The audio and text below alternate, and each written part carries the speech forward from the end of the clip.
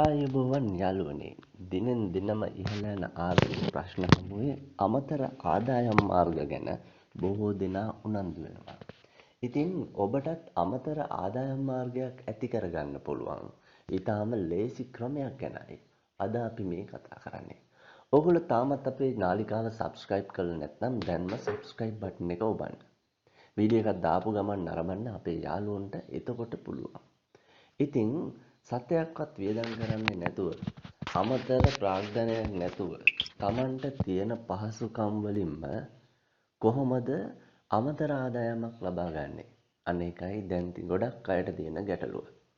බොහෝ ව්‍යාපාර බොහෝ ආදායම් මාර්ග පටන් ගන්න නම් මූලික ප්‍රාග්ධනය ඉතා විශාල වශයෙන් අවශ්‍ය වීම දැන් පවතින ලොකු ගැටලුවක්.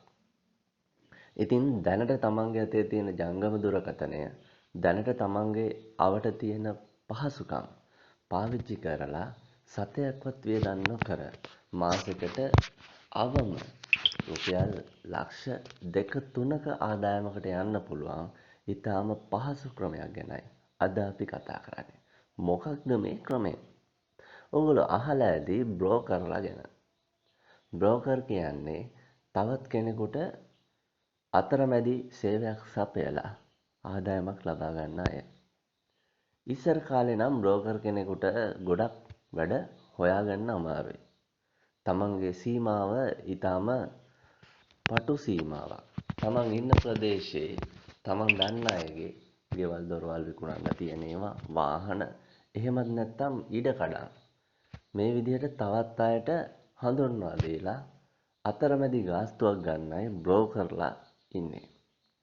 හැබැයි අද වෙද්දි මේකේ තත්වය වෙනස්. ඔබට ස්මාර්ට් ජංගම දුරකථනයක් අනිවාර්යයෙන්ම තියෙනවා. ඔබට ලංකාවේ ඕනම තැනක තියෙන ඉඩමක් ගෙයක් ගැන විස්තර හොයාගන්න අන්තර්ජාලය තියෙනවා. ඒ වගේම ඔබට ඊටාම පහසුවෙන් පාරිභෝගිකයන්ට ලං වෙන්න සමාජ මාධ්‍ය ජාලා තියෙනවා. ඉතින් අපි බලමු මේ පහසුකම් ඔක්කොම එක්ක ඊටාම හොඳ ස්මාර්ට් බ්‍රෝකර් කෙනෙක් වෙන්නේ කොහොමද කියලා. ඉතින් ඉස්සෙල්ලාම කරන්න ඕන දේ තමයි තමන් ඉන්න ටෙරටරි එක, තමන්ගේ වටපිටාව, තමන්ගේ ගොදුරු බිම. උදාහරණයක් විදිහට ඔබ ජීවත් වෙන්නේ කොළඹ පිළියන්දල ප්‍රදේශයේ නම් පිළියන්දල ප්‍රදේශයේ අවට විකුණන්න තියෙන ගෙවල්, ඉඩම්, වාහන ගැන ඔබ උනන්දු වෙන්න ඕන. ඒ ගැන හොයන්න ඕන. කට්ටියගෙන් විස්තර අහන්න ඕන.